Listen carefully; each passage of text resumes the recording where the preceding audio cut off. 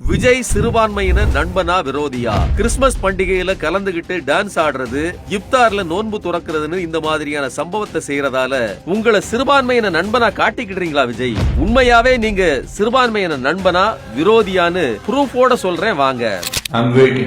அரசியலுக்கு வந்தப்ப மட்டும் இல்ல, நீங்க சினிமால இருந்த காலத்திலையும் நிறைய சம்பவங்கள் பண்ணிருக்கீங்க. 2012 துப்பாக்கி படம் ரிலீஸ் எதிர்ப்பு வந்துச்சு.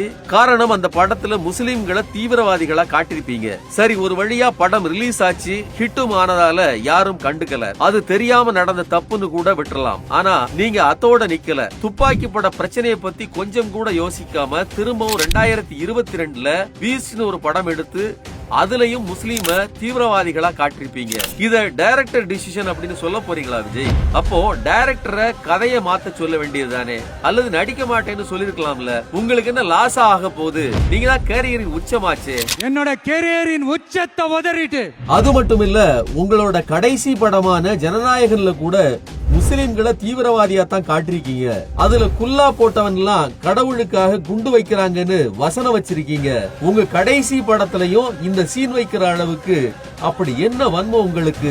சரி, இது வெறும் படம் தான் அப்படின்னு சொல்றீங்கன்னா, காஷ்மீர் ஃபைல்ஸ், கேரளா ஸ்டோரி, துராங்கர் மாதிரியான படங்கள் ஏன் இந்தியா முழுக்க எதிர்க்கப்படுது? காரணம், அது வெறும் படம் இல்ல, முஸ்லிம்களுக்கு எதிரான எதிர்ப்பு அரசியல். அது மட்டும் இல்ல, வெறும் சினிமாவை மட்டுமே தகுதியா வச்சுதானே நீங்க அரசியலுக்கு வந்திருக்கீங்க. அப்ப சினிமாவும் கணக்கு தான். இது மட்டும் இல்லாம சிறுபான்மையினருக்கு எதிரா யாரையும் நீங்க எதிர்த்ததே கிடையாது. சொல்ல போனா ஆளுநர்கிட்ட போய் இஸ்லாமியர்களால எனக்கு பாதிப்பு இருக்குன்னு சொல்லித்தான் இசட் பிரிவு பாதுகாப்பே கேட்டீங்க. ஆனா அதெல்லாம் தர முடியாதுன்னு சொன்னதால ஒய் பிரிவு பாதுகாப்பை வாங்குனீங்க. ஞாபகம் இருக்கா விஜய்?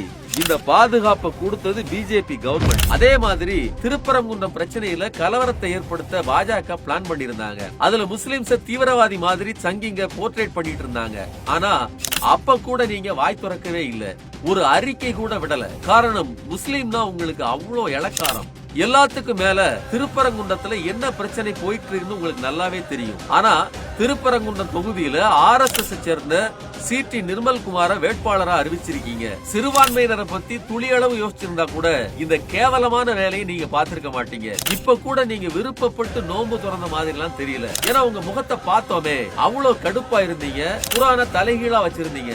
இதெல்லாம் என்னன்னு சொல்றது? சரி, முஸ்லிம் பிரச்சனையில உங்க நிலைப்பாடு இருக்கட்டும். தன்னைத்தானே கிறிஸ்டியன் சொல்லிக்கிட்டு இருக்கீங்களே, சோ கிறிஸ்டியானிட்டிக்காவது ஏதாவது பேசுறீங்களா அப்படின்னு பார்த்தா அதுவும் கிடையாது. கிறிஸ்துமஸ் அப்போ இந்தியா முழுக்க கிறிஸ்டியன்ஸ தாக்குனாங்க, சங்கிங்க அராஜகம் பண்ணாங்க. ஆனா அதுக்கும் நீங்க எதிர்ப்பு தெரிவிக்கலையே. இப்ப போயிட்டு இருக்கிற FCRA பிரச்சனை என்னன்னு உங்களுக்கு தெரியுமான்னு கூட தெரியல. அது இல்லாம ஒரு கூட்டத்துல வாய் கூசாம பேசுறீங்க, தலைவர்கள் அமைதி காத்தாவே ஒரு சில பிரச்சனைகள் சரியா போயிடும் அப்படின்னு. ஏங்க விஜய், நாளைக்கு நீங்க ஆட்சிக்கு வந்து ஒரு சிறுபான்மையினரை சங்கிங்க தாக்குனா ஆக்ஷன் எடுப்பீங்களா, இல்ல அமைதியா இருந்தா சரியா போயிடும் பனையூர்ல அமைதியா இருப்பீங்களா? படத்துல நடிக்கும் போதும் அரசியலுக்கு வந்ததுக்கு அப்புறமும் கூட சிறுபான்மையினருக்கு ஒரு குரலும் கொடுக்காம ஆதரவாவும் இல்லாம இப்போ வந்து நோன்பு திறந்துட்டேன் எனக்கு ஓட்டு போடுங்கன்னு சொல்றதும், நான் கிறிஸ்டியன் அதனால எனக்கு ஓட்டு போடுங்கன்னு சொல்றதும் என்ன நியாயம் விஜய்?